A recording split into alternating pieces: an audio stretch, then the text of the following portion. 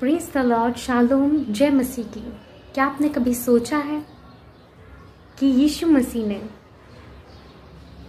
पानी को वाइन में क्यों बदला, और उस फर्स्ट मिरेकल के पीछे और उनका क्या उद्देश्य था कि उन्होंने 6 घड़े जो यहूदियों के प्यूरिफिकेशन की रस्म के लिए रखे हुए थे उन्हें उन्होंने वाइन में बदल दिया।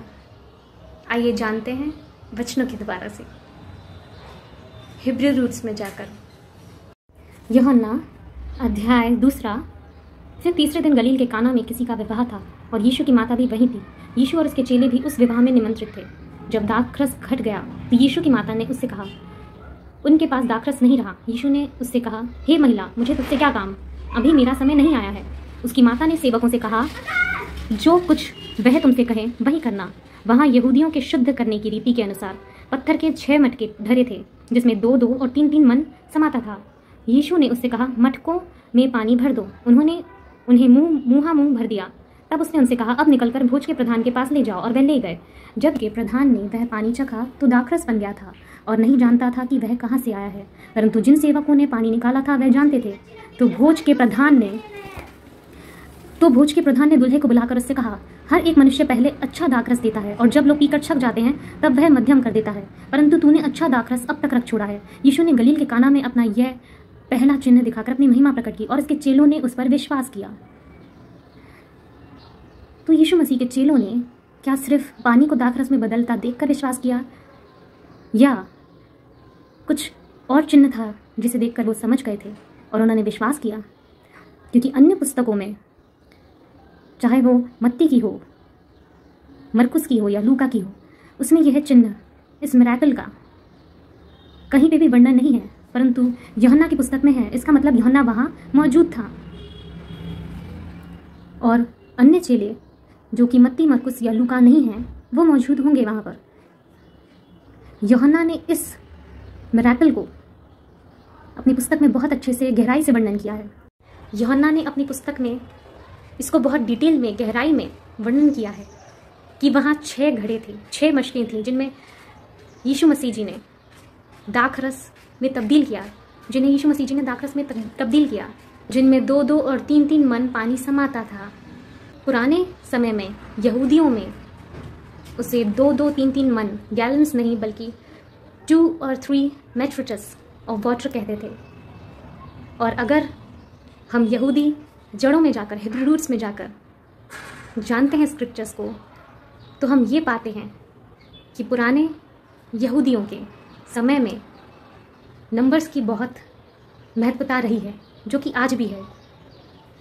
और हिब्रू वर्ड्स नंबर्स में भी डिनोट होते हैं। अगर हम इसे कैलकुलेट करते हैं, गुणा करते हैं, तो हम पाते हैं 6 × 2 = 12 and 6 × 3 = 18, जिसका मतलब है यीशु मसीह जी ने तकरीबन 150 गैलन वाटर वाइन में, दाखरस में तब्दील किया था। 6 × 2 = 12। ये दर्शाता है इज़राइल के 12 गोत्र, 12 ट्राइब्स ऑफ इज़राइल, जिसको हम नए नियम में भी पाते हैं। मत्ती अध्याय 19 उसका 28वां वचन और प्रकाशित वाक्य के पुस्तक उसका 21वां अध्याय और 12वीं आयत में इज़राइल के 12 गोत्रों के बारे में, और 6 × 3 6 × 3 = 18 डिनोट करता है परमेश्वर के तोहफे को, gift of life and prosperity, उद्धार को, उन्नति को, अनंत जीवन को। जैसा कि हम पाते हैं लूका की पुस्तक उसका 13वां अध्याय उसकी 11वीं आयत में, 11वीं आयत से 16वीं आयत तक, पुराने यहूदी समय के न्यूमेरिकल सिस्टम ऑफ गेमेट्रिया, गेमेट्रिया के अंक गणित के अनुसार अगर हम जानते हैं और खोजते हैं तो पाते हैं जीवन, लाइफ का हिब्रू वर्ड है खाई, जिसका नंबर है, अंक है 18। और यीशु मसीह जी का उन प्यूरिफिकेशन, उस शुद्धि के पानी के जार से वाइन दाखरस बनाना, ये ऑल्सो डिनोट करता है कि he is about to cleanse Israel, the divine cleansing of Israel. Israel का शुद्धिकरण यीशु मसीह के द्वारा, उनके पापों से छुटकारा, पूरे संसार के पापों से छुटकारा। यीशु मसीह का पहला चिन्ह ये भी दर्शाता है कि मसीहा आ गया है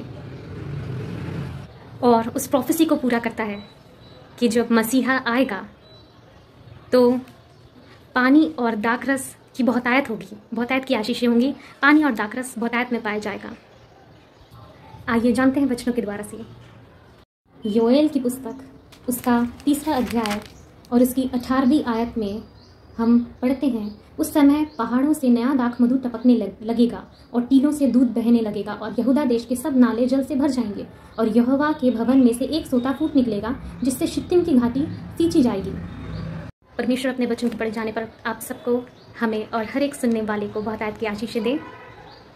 यीशु मसीह जी ने योएल की प्रोफेसी को पूरा कर कर ये दर्शाया कि मसीहा आ गया है। और उस वक्त पहाड़ों पर, इज़राइल में सब जगह वाइन की, दाखरस की, जिसे असस भी कहते हैं, बहुतायत होगी, और पानी की भी, जिसे मैन कहते हैं हिब्रू में। और इस प्रकार उन्होंने गलील के काना में पहले चिन्ह को, मिरेकल को दिखाकर ये प्रस्तुत किया कि मसीहा आ गया है और अनंत जीवन का जल का सोता फूटने वाला है उनके पास, और असस का लोग इस्तेमाल प्रभु भोज में करने वाले हैं। और यूहन्ना ने इसे डिटेल में इसलिए बताया ताकि लोग जान सकें और समझ सकें कि जीवन के जल का सोता यीशु मसीह जी के पास है, अनंत जीवन का जल।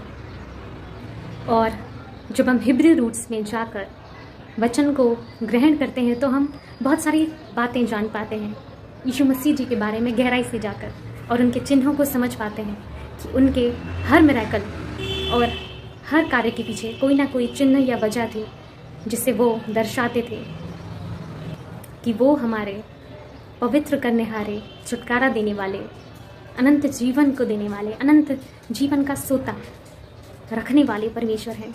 Hallelujah. God bless you all. Shalom. जय मसीह की।